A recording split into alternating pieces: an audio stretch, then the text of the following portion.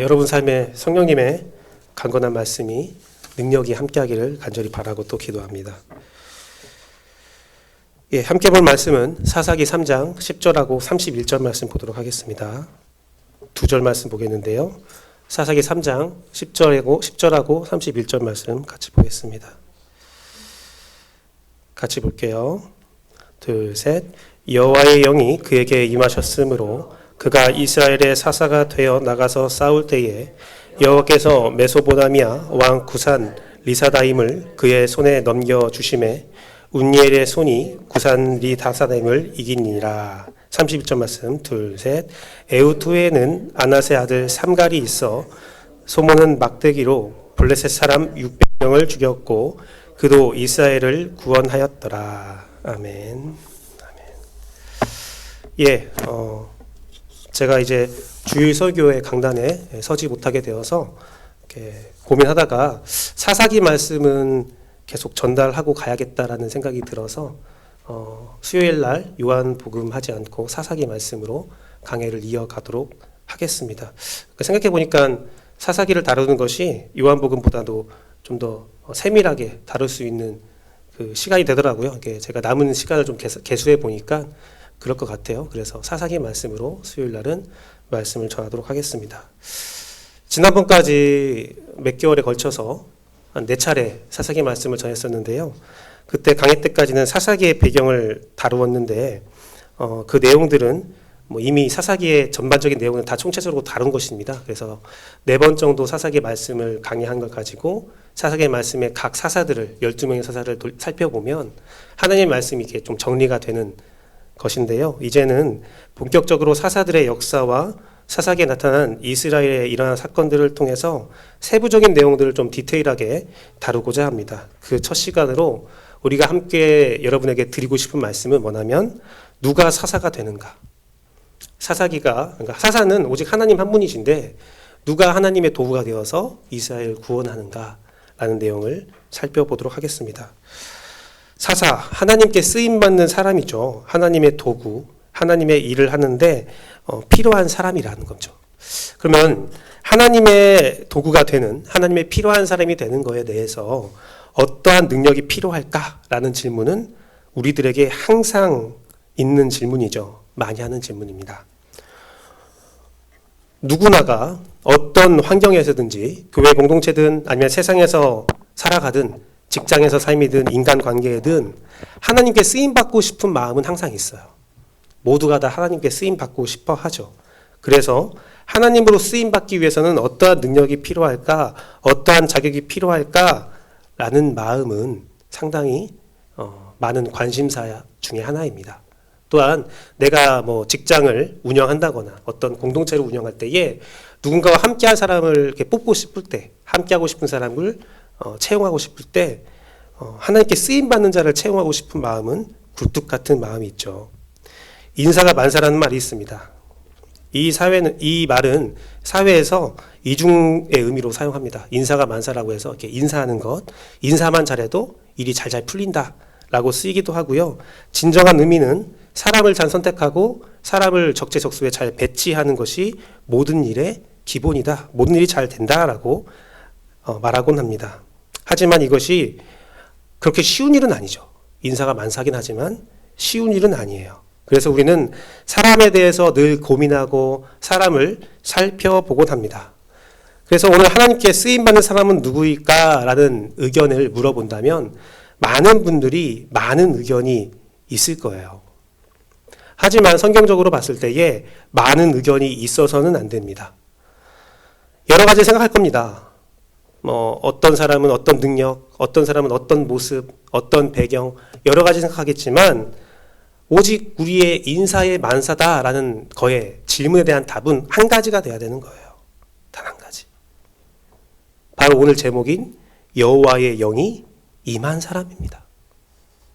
그 사람의 능력이 무엇이다, 특성이 무엇이다가 아니라 그 사람에게 하나님의 영이 임했느냐.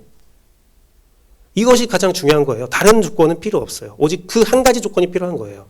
하나님의 영이 임하는 사람이냐. 그래서 우리는 사람에 대해서 늘 고민해요. 굉장히 어려운 질문이거든요.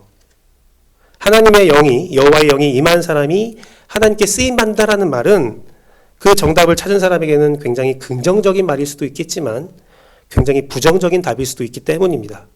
제가 부정적인 이야기를 먼저 하고 긍정적인 이야기를 하도록 하겠습니다. 그 이유는 부정적인 이야기를 하고 긍정적인 이야기 하면 여러분 집에 돌아갈 때에 긍정적인 이야기가 났는데 긍정적인 이야기를 하고 부정적인 이야기를 하면 통상 부정적인 걸 가지고 돌아가더라고요. 그래서 오늘은 부정적인 거 먼저 말씀드리고 긍정적인 거 말씀드리겠는데, 여호와의 영이 임한 사람이 하나님의 쓰임받는다라는 말에는 첫 번째 부정적인 의미는 찾기 어렵다는 거예요. 알아보기 어렵다는 겁니다. 그렇게 어려운 이유는 한 번 보고는 절대로 그 사람에게 하나님의 영이 임하는지 안 임하는지 모른다는 거예요. 한두 번 만난 것으로는 경험할 수 없다는 거예요. 절대로 알 수 없는 영역이라는 겁니다. 또한요, 하나님은 속이지 못하지만 사람은 얼마든지 속일 수 있기 때문에 알기도 속고 속고도 또 살고 하나님의 영이 임한 사람을 찾기는 너무나 어렵습니다. 그렇다면 하나님의 영을 임한 사람을 찾는 방법은 무엇이냐? 주의하고 또 주의하는 수밖에 없어요. 계속 검토하고 또 검토하는 수밖에 없습니다. 성령의 분별함을 계속 간구하고 또 간구할 수밖에 없어요. 그래서 어려워요. 두 번째 부정적인 이유는 여호와의 영이 임하여서 사용된 사람을 찾았다 할지라도 그 사람이 영구적으로 하나님께 쓰임을 받느냐? 그것도 다른 이야기라는 겁니다. 그 영이 떠날 수도 있는 거예요. 사용처를 옮길 수도 있다는 겁니다. 하나님의 영은 사람의 의지를 존중하지만 사람의 의지를 따르지는 않아요. 옛날에 유행했던 말이 있습니다. 근데 제가 별로 선호하지 않았던 말이에요. 뭐냐면 여러분도 한 번씩은 들어봤을 겁니다. 하나님의 보좌를 움직이는 기도. 그 말을 많이 들었을 거예요. 하나님의 보좌를 움직이는 기도. 그 말 자체가 오류예요. 하나님의 보좌를 사람은 움직일 수가 없어요. 하나님의 뜻과 하나님의 의지를 사람이 어찌할 수가 없습니다. 기도하던 자가 기도한다는 것은 하나님의 보좌를 움직인다는 것이 아니라 하나님의 보좌로 자신의 의지를 움직인다는 거예요. 하나님의 보좌를 우리가 움직이는 것이 아니라 나의 의자와 나의 의지를 하나님께로 향하게 하는 것, 그것이 진정한 기도입니다. 하나님의 영은, 성령은 하나님의 인격체입니다. 활동력이 있으십니다. 성령님은 도구가 아니라 진정한 하나님이시기 때문에 어떤 한 사람이 소유하거나 한 사람이 휘두를 수 있는 그러한 물질적인 존재가 아니라는 것입니다. 물론 하나님께서는 예수 그리스도를 통해서 우리가 성령님과 함께할 것을 선언하셨습니다. 우리의 몸 자체가 하나님의 성전이 되어서 성령님께서 지금 거하시고 계세요. 저는 그렇게 믿고 있습니다. 저도 이 자리에 앉아있는 여러분도 여러분 안에는 성령님께서 함께 거하시고 있습니다. 이것은 명백한 사실입니다. 하지만 그 성령님께서 우리의 상태에 따라서 언제든지 떠날 수 있는 것도 명백한 사실이라는 겁니다. 그래서 먼저는 내가 성령 충만한 삶을 유지할 수 있도록 하나님께서 주신 말씀을 잘 지키고 영적인 양식을 잘 먹어야 하고, 두 번째로 그 성령 충만한 상태에서 다른 자들의 성령 충만을 분별하고 때로는 경계해야 된다는 겁니다. 그 이유는 제가 방금 말씀드린 것처럼 여호와의 영이 임해서 쓰임 받을 수도 있지만 쓰임 받았던 사람에게 여호와의 영이 언제든지 떠날 수 있음을 우리가 기억하면서 늘 경계해야 된다는 거예요. 이제 긍정적인 이야기를 드리도록 하겠습니다. 긍정적인 이야기를 드리려고 해요. 오늘 제가 본문으로 잡은 사사기 말씀에는 3명의 사사가 등장합니다. 첫 번째 사사는 운니엘입니다. 운니엘이라는 사람은 갈렙의 조카로서 사사기 1장에서부터 갈렙의 명령에 따라 기랏세벳을 점령하여서 갈렙의 딸 악사를 얻은 용사죠. 용사예요. 오늘 말씀에 기록되기는 그에게 여호와의 영이 임하자 그는 제1대 사사가 되어서 이스라엘을 구원하게 되었다라고 기록되어 있습니다. 두 번째 3장에 나오는 사사는 에훗이라는 사사인데요. 그는 왼손잡이라고 기록되어 있어요. 왼손잡이 에훗이라고 기록되어 있는데 히브리어 원문에는요. 왼손잡이를 나타낼 때 이테르 야미노라고 해서요. 오른손을 쓰지 못하는 사람, 오른손에 장애가 있는 사람이라는 뜻으로 가지고 있습니다. 그래서 학자들은 에훗을 장애인으로 많이 얘기를 해요. 에훗은 왼손잡이인데 오른손에 장애가 있는 사람이다 라고 말하기도 합니다. 하지만 사사기 20장에 또 왼손잡이가 쓰이는데 똑같은 말로 이테르 야미로라고 쓰이는데요. 베냐민 지파의 용사를 지칭하는 말입니다. 베냐민을 제외한 이스라엘 지파가 전쟁을 벌이게 돼요. 한 지파와 여러 지파가 전쟁을 벌이는데 그때에 막강한 힘을 발휘하는 그 베냐민 용사에 대해서 왼손잡이 700명이라는 말이 나와요. 이게 뭐냐면요. 사실 베냐민 지파는 전쟁에 특화된 지파였습니다. 그래서 어떻게 하냐면 어렸을 때에 오른손을 묶어서 문헌에 나와 있습니다. 오른손에 묶어서 어린아이가 이제 용사로 쓰임받을 자질이 보이는 애는 왼손만 쓰게 해요. 그래서 왼손잡이로 키웁니다. 그 이유가 뭐냐면 사람들은 왼손에 방패를 들고 오른손에 무기를 들고 싸우잖아요. 근데 상대방이 그 왼손잡이 베냐민 지파의 용사들은 돌을 던지는 다윗과 같이 돌팔매를 던지는 것을 무기로 삼는데 상대방이 왼손에 그 방패를 들고 있기 때문에 그 사람이 오른손으로 공격을 하면 왼손으로 방어하기가 쉽거든요. 근데 왼손으로 날라오면 그 방어하는 사람이 왼손인 것을 자기 오른쪽을 방어해야 되거든요. 그러면 방어하고 바로 공격을 바로 못하는 거예요. 그리고 그 자기의 오른쪽으로 날아오는 무기들에 대해서 방어한 적이 별로 없기 때문에 왼손잡이 용사가 던지는 돌팔매는 상당히 강력한 무기가 됐습니다. 대부분 오른손잡이기 때문에 모든 방어 전력과 공격 전력들이 오른손잡이에 맞춰서 특화되어 있기 때문에 왼손잡이 베냐민 용사라는 것은 특공대를 의미하는 거예요. 특착 부대를 의미하는 겁니다. 그런 의미로 봤을 때 에훗은 장애인이라고 해석할 수도 있지만 에훗을 전투를 위해서 훈련받은 용사라고 여기면 에훗 사건이 조금 더 쉽게 이해가 됩니다. 에훗 사건을 보면요. 이스라엘을 대표해서 모압 왕 에글론에게 조공을 바치는 일을 해요. 여러 명이 에글론에게 조공을 바치기 위해서 갑니다. 그때에 장애 있는 사람을 쓰겠습니까? 이스라엘 지파 중에서 가장 용기 있는, 가장 담력이 센 사람을 조공을 보내는 사자로 보내겠죠. 그는 그 조공을 바치러 갈 때 오른쪽 다리에 칼을 숨깁니다. 그리고 조공을 바치고 나서 돌아가다가 혼자 다시 에글론에게 가서 은밀히 드릴 하나님의 말씀이 있다라고 접근한 뒤에 단칼에 에글론을 죽여요. 그리고 아주 유유히 그 적진을 혼자 탈출합니다. 용사예요. 담력이 있어요. 단칼에 사람을 죽이는 아주 전쟁에 능한 사람이에요. 그리고 그는 곧바로 이스라엘 군대를 이끌고 모압을 물리치죠. 암살이라는 방법이 조금 비겁해 보이긴 하지만 그의 용력은 우리가 인정할 수밖에 없습니다. 이렇듯 운니엘도 예훗도 준비된 용사, 능력자로서 하나님께 쓰임받기에 합당하다 말할 수 있어요. 그런데 마지막에 나오는 삼갈. 삼갈은요, 아낫의 아들 삼갈이라고 되어 있는데 그가 한 일은 소 모는 막대기로 혼자 블레셋 사람 600명을 죽이고 이스라엘을 구한 사사입니다. 같이 한번 읽어볼까요? 둘, 셋. 에훗후에는 아낫의 아들 삼갈이 있어 소 모는 막대기로 블레셋 사람 600명을 죽였고 그도 이스라엘을 구원하였더라. 이 에훗은 소사사로 기록되어 있어요.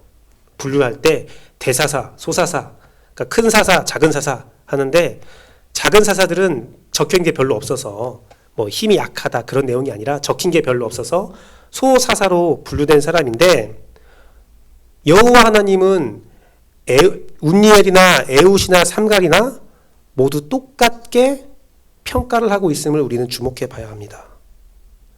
그도 이스라엘을 구원하였더라. 하나님께 사용된 이스라엘을 구원한 사람은 여호와의 영이 임하여서 쓰임받은 사람에 대해서는 어떤 인간적 자격을 요구하지 않아요. 그리고 어떤 일을 했는지로 비교하지 않아요. 운니엘은 훌륭했고 에훗도 훌륭했으며 삼갈은 조금 좀 그랬더라 그러지 않아요. 그도 이스라엘을 구원하였더라.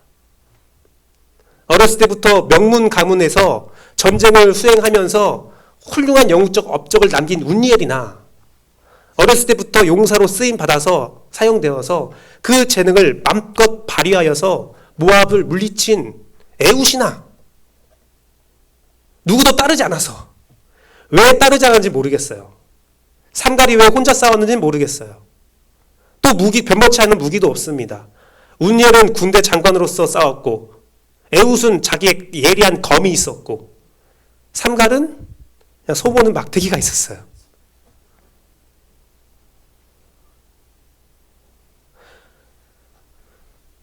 운니엘은 메소포타미아 지역이라는 그 지역의 왕을 물리쳤어요.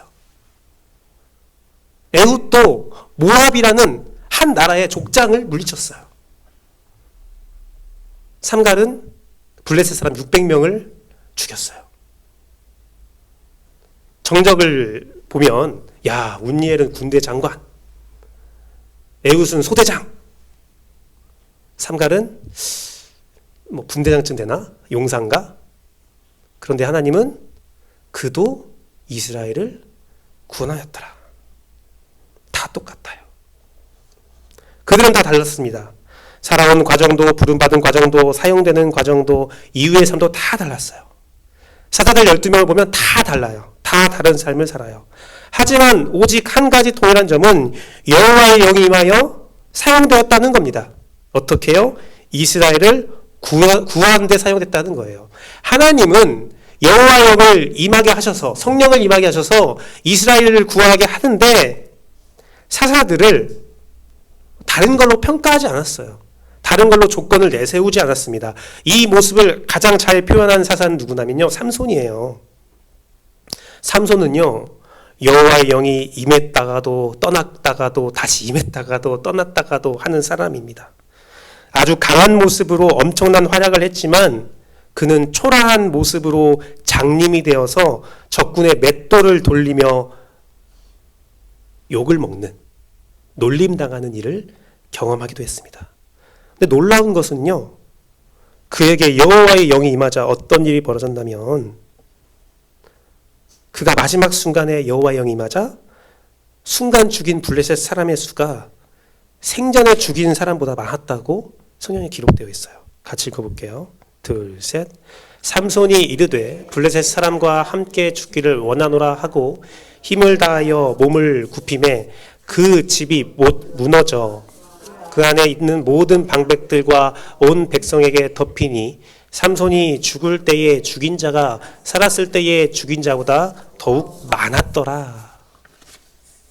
삼손이 개인적인 능력이 뛰어났다 할지라도 그가 어떠한 활약을 보였다 할지라도 하나님께서 사용하는 그 순간, 여호와의 영이 임하는 순간 그가 살아서 한 모든 행동보다 더 큰 일을 하게 되는 겁니다.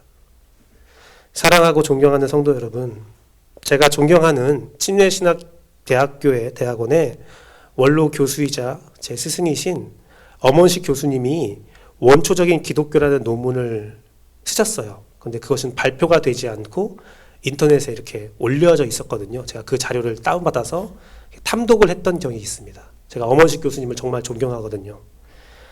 그런 내용에 이러한 말씀을 남기셨어요. 제가 사역을 시작하면서 그 글을 읽었던 것이 얼마나 큰 축복인지 늘 생각하는데요. 한번 소개해 드리도록 하겠습니다. 하나님의 일에는 좌천이 없다. 좌천이 없대요. 저 시골에서 적은 수의 성도를 데리고 목회하는 사람이나 큰 도시에서 엄청난 세를 자랑하며 엄청난 수의 성도를 데리고 목회하는 사람이나 하나님 보시기에는 똑같다. 목회 현장에서 타인의 사역을 부러워하거나 자신의 사역으로 교만해서는 안 된다. 중요한 것은 목회자가 지금 성령님께 붙들려서 사역하느냐다. 말씀을 맺도록 하겠습니다. 오늘부터 저와 함께 사사기를 쭉 볼 때에 많은 사사들이 나올 거예요. 그 사사들의 성공도 보고 실패하는 모습도 함께 살펴보게 될 것입니다. 그런데요, 제가 말하는 사사들은 모두 다 특별한 사람이 아닙니다. 보통 사람들이에요. 우리 공동체에서 하나님께 쓰임받을 사람이 누구이냐? 우리 공동체의 위기를 구할 사람, 사사가 누구냐? 바로 나입니다. 다. 바로 여러분이에요. 내가 하나님의 도구며 내가 하나님의 사사입니다. 내가 여호와의 영을 받는다면 이 공동체를 구할 사람이 바로 나입니다. 내가 지금까지 어떤 존재로 살았느냐? 중요하지 않습니다. 또 내가 어떻게 사용될 것인가? 중요한 문제도 아닙니다. 누군가는 운율이 될 수도 있고 누군가는 에웃이 될 수도 있고 누군가는 삼갈로 사용될 수 있습니다. 중요한 것은 모두가 쓰임을 받았다는 것입니다. 그의 손에 군대 장관의 인장이 들려 있을 수도 있고 그의 손에 한 자루의 칼이 들려 있을 수도 있습니다. 그 칼을 멋있게 후드릴 수도 있고 그 칼을 자기의 품 안에 숨겨서 몰래 적진에 들어가야 되는 모습으로 설 수도 있습니다. 혹은 칼도 없어서 소막대기만 있을 수도 있습니다. 자연스럽게 나를 따라 전쟁에 나갈 군대가 있을 수도 있고 혹은 모두가 불 떨면서 두려워하면서 적에게 조공을 바치자라고 말할 수도 있습니다. 심지어 나를 조공을 바치는 자로 사용하겠다라고 말할 수도 있습니다. 그러다 그들을 깨울 수도 있을 것도 있고 더 심한 경우에는 우리는 싸우지 않겠다. 너 혼자 싸워라 라고 할 수도 있습니다. 그런 환경들은 사실 중요한 게 아닙니다. 정말 중요한 것은 지금 내가 여호와의 영이 임했느냐? 함께 말씀을 읽어보겠습니다. 둘, 셋. 여호와의 영이 그에게 임하셨으므로 그가 이스라엘의 사사가 되어 나가서 싸울 때에 여호와께서 메소보다미아 왕 구산 리사다임을 그의 손에 넘겨주심에 운니엘의 손이 구산 리사다임을 이기느니라. 운니엘에게 여호와의 영이 임하지 않았다면 그는 동네 잡부도 이길 수 없어요. 하지만 여호와의 영이 그에게 임했을 때 그는 그 강력한 메소포타미아의 왕, 그 넓은 곳을 다 점령한 왕을 이길 수 있습니다. 여러분에게 제가 말씀드리고 수 있는 것은 하나님께 쓰임받는 사람 되고자 하지 마십시오. 하나님께 쓰임받기 위한 필요한 능력 찾지 마십시오. 그냥 여호와의 영이 임하는 사람이 되고자 하십시오. 성령 충만한 사람이 되고자 기도하십시오. 말씀을 보십시오. 여러분이 성령 충만할 때 진정으로 하나님께 쓰임받는 사람이 되고 여러분이 성령 충만할 때 비로소 하나님이 원하시는 능력을 부여받거나 훈련받도록 여러분을 인도하십니다. 기도하는 것은요, 나의 의지와 나의 뜻을 하나님께 통과시키는 게 아니라 나에게 여호와의 영이 임하여서 내 의지와 내 욕심과 내 뜻을 다 저버리고 하나님의 뜻을 따라 살아갈 수 있는 그러한 결단을 드리는 거예요. 그게 기도예요. 이를 위하여 여러분들이 성령 충만하기 위해서는 사도행전 말씀과 에베소서 말씀을 잘 묵상했으면 좋겠다라고 제가 추천을 해드립니다. 그러면서 에베소서 말씀 한 부분을 같이 읽기는데요. 같이 한번 읽겠습니다. 에베소서 5장 18절에서 21절 말씀까지 우리 한 목소리로 보겠습니다. 둘, 셋. 술 취하지 말라. 이는 방탕한 것이니 오직 성령으로 충만함을 받으라. 시와 찬송과 신령한 노래들로 서로 화답하며 너희의 마음으로 주께 노래하며 찬송하며 범사에 우리 주 예수 그리스도의 이름으로 항상 아버지 하나님께 감사하며 그리스도를 경외함으로 피차 복종하라. 18절 말씀은 너희가 다른 것들, 세상적인 것들에 관심을 갖지 말고 그것들을 충만히 세우려고 하지 말고 오직 성령으로 충만함을 받으라라고 말하는 거고요. 19절 말씀에 나오는 시와 찬송과 신령한 노래들은 무엇이냐면 성경 말씀을 의미하는 거예요. 시편 말씀이나 성경 말씀에 기록된 여러 가지 하나님의 말씀, 하나님을 찬양하는 그것들을 가지고 서로 나누라는 거예요. 서로 마음으로 나누면서 그러니까 예배하고 말씀을 함께 나누어보는 겁니다. 그거에 의한 말씀을 함께 나누는 진정한 예배를 통해서 우리가 어떠한 삶을 살아야 하느냐, 그게 바로 20절, 21절 말씀인데, 그렇다면 우리의 예배와 찬양과 신앙생활의 결과가 20절, 21절이 돼야 된다는 겁니다. 그게 우리가 성령 충만한 삶을 살게 된 결과물이거든요. 그 모습을 보면 범사에 예수 그리스도의 이름으로 항상 감사하다. 이건 무엇이냐면 우리가 다른 것으로 기뻐하는 것이 아니라 구원을 받았음으로 기뻐하라는 겁니다. 우리의 환경이 연약해질 수도 있고 우리의 환경이 어려워질 수도 있지만 구원을 받은 확신이 있다면 감사하라. 구원으로 감사하라. 다른 성공으로 다른 내용으로 감사하지 말고 오직 구원으로 감사하라. 그리고 너의 삶에서는 21절 말씀처럼 그리스도를 경외함으로 피차 복종하라. 다른 사람에게 복종하고 다른 사람을 섬기라는 거예요. 성령 충만을 받는 방법은 삶의 진정한 예배를 드리며 모든 환경에서 예수 그리스도의 구원으로 인하여 감사드리며 예수 그리스도를 경외함으로 이웃에게 그렇게 행동하는 겁니다. 인본주의의 모습을 떠나서 오직 하나님 중심적인 신본주의의 마음의 중심을 가지고 내 자신과 삶을 진단하고 회개하고 찬양하고 감사하며 예배드리고 이웃에 대해서는 서로 섬기고 사랑하고 피차 복종하는 언행을 하는 것, 그것이 성령 충만한 삶이에요. 그러면 그 사람을 하나님께서 영을 임한 사람이라고 지칭하고 그 사람을 사용하고 그 사람을 통해서 이스라엘을 구원하는 사사로 쓰임 받게 되는 겁니다. 사랑하는 여러분, 우리 함께 성령 충만합시다. 말씀 봅시다. 기도합시다. 구원으로 인하여 감사합시다. 그리고 서로에게 피차 복종하며 여러분이 하나님께 귀한 쓰임받는 사람들을 원합니다. 우리의 목적은 쓰임받는 것이 아니라 성령 충만해 있을 때 진정 쓰임받는 하나님의 사사가 된다는 사실을 기억하고 여러분이 성령 충만함으로 사사가 하나님을 떠나 고통받는 이스라엘을 구원하듯이 여러분의 가정과 여러분의 환경과 여러분의 삶을 구원할 수 있는 능력이 임하기를 간절히 바라고 기도합니다.